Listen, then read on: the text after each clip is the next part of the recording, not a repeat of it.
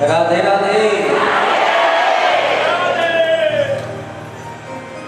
आइए हम सब भगवान की मंगलमय कथा श्रवण करें।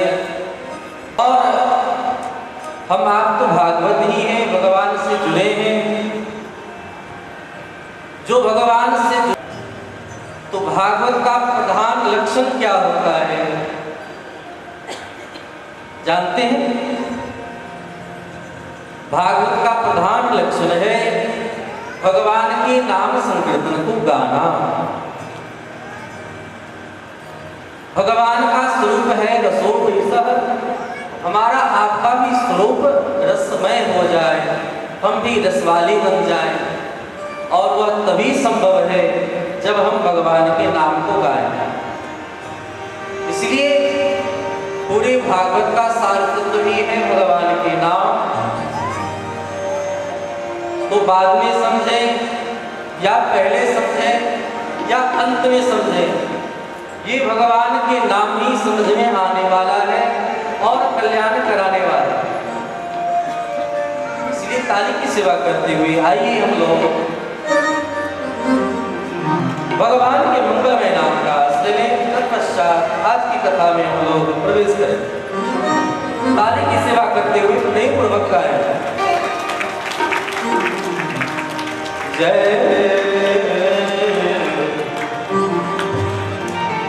राधे राधे गोविंद गोविंद राधे राधे गोविंद गोविंद राधे राधे राधे गोविंद गोविंद राधे राधे राधे गोविंद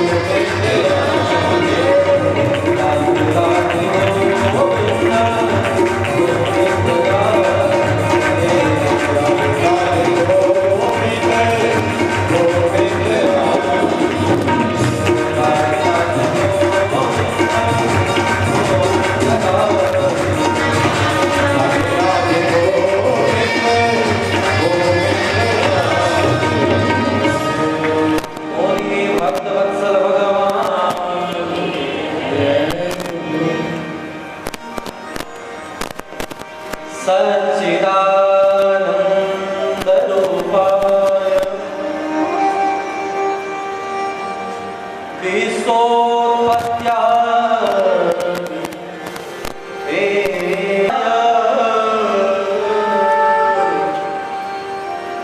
श्री कृष्णाय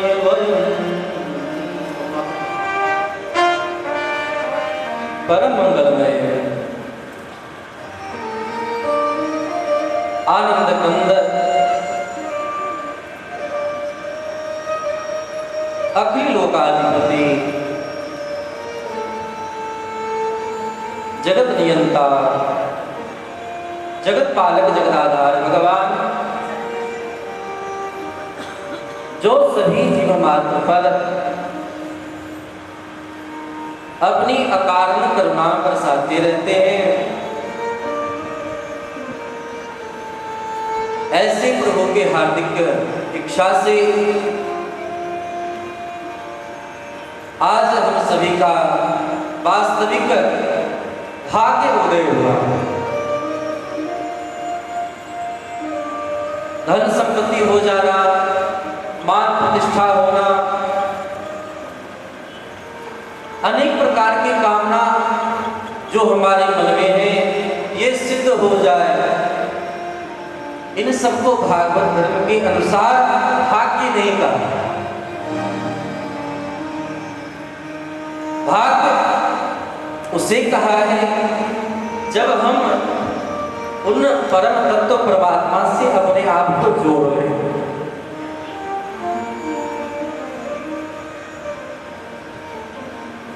अपने आप को पहचान लें।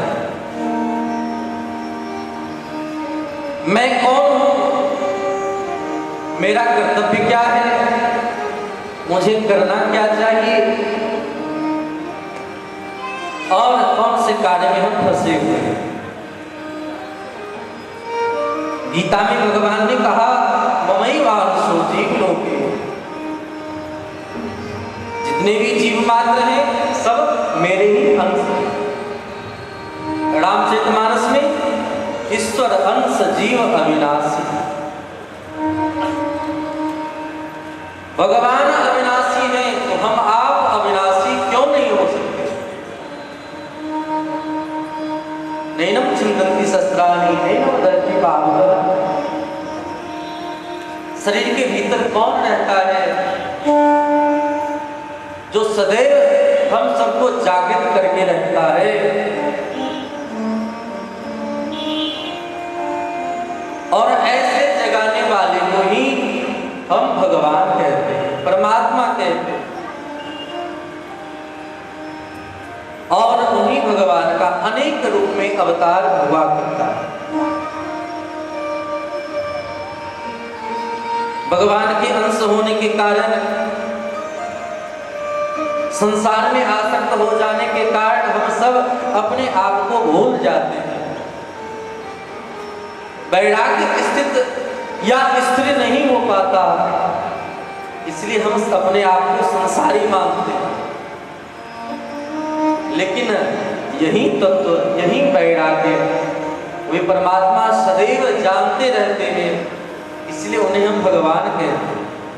वैराग्य विद्या निज भक्ति योग शिक्षार्थ में कह पुरुषः पुराणः, ये पुराण पुरुष हैं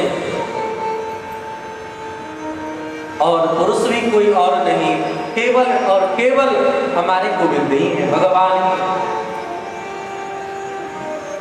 अन्यथा जीव तत्व मात्र ही ये स्त्रीलिंग है, स्त्री।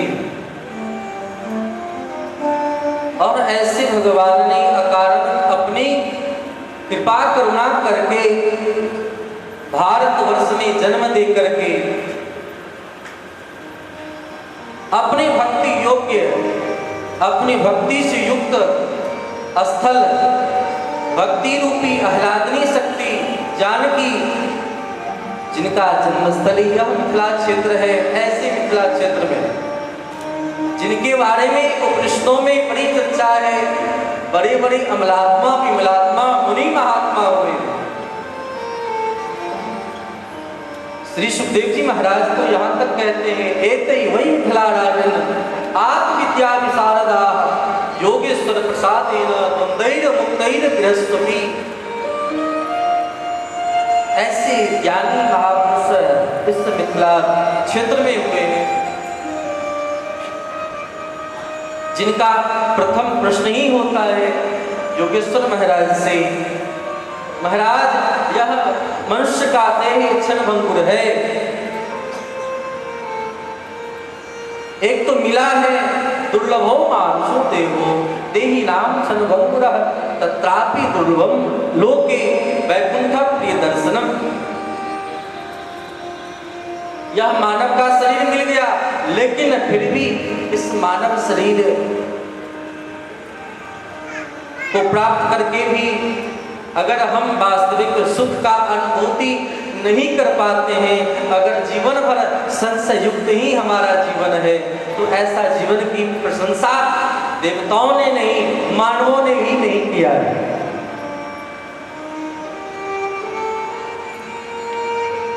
प्रशंसीय जीवन उन्हीं का होता है जो परम तत्व को जान ले। और ऐसे परम तत्व को जनाने के लिए ही कोई और नहीं, भगवान ही अनेक प्रकार के रूप धारण करके आज शिक्षा देते हैं। किनके रूप में? संत के रूप में, सदगुरु के रूप में, न जाने किस व्यक्ति के रूप में आकर के वह दिव्य ज्ञान देने लगे। वैराग्य विद्या निज भक्ति योग। और जब वैराग्य हो जाए और वैराग्य हो जाने के बाद हम उनकी भक्ति से जुड़ जाएं, तब हमारा वास्तविक सौभाग्य होगा। लेकिन हम उन भगवान को जानेंगे कैसे कि इनके भीतर भगवान है? आज न जाने हम सबों ने न जाने कितने भगवान को प्रकट कर दिया संसार में। भगवान के अंश हैं तो सब भगवान तो हैं।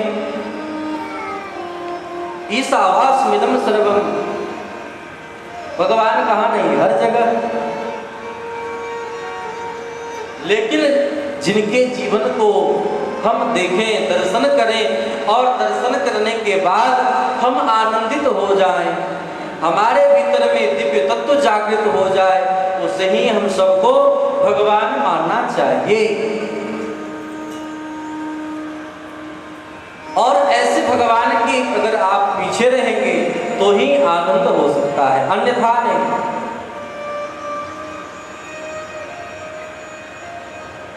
भगवान का परिचय क्या दिया भागवत धर्म में? सच्चिदानंद रूपाय विश्वोत्पत्त्यादि हेतवे।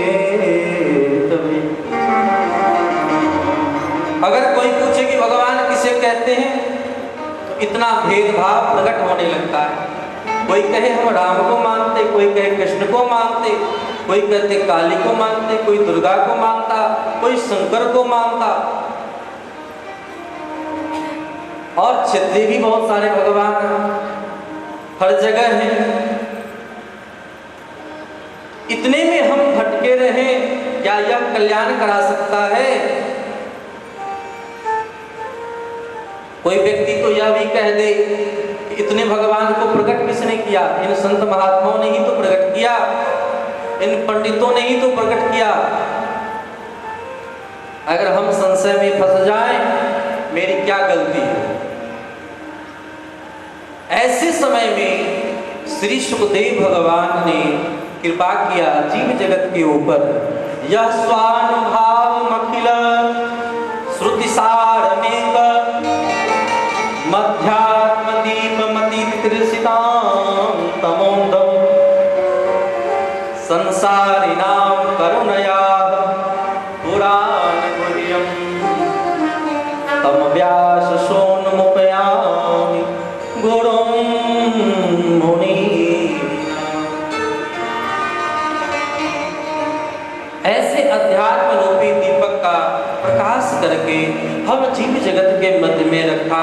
ऐसे हम सुखदेव भगवान के पाद पद्मों में वंदन करते हैं, जिन्होंने पूरे सार तत्व निचोड़ करके एक परिचय दिया।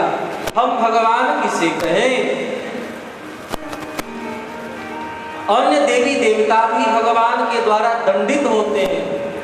अगर कोई ब्रह्मा को भगवान मान ले तो न जाने कितने ब्रह्मा को भगवान ने दंडित किया है और मच्छर बन करके घूमते हैं। न जाने कितने देवराज इंद्र आदि अनेक प्रकार के जब उनका आयु खत्म हो जाता है,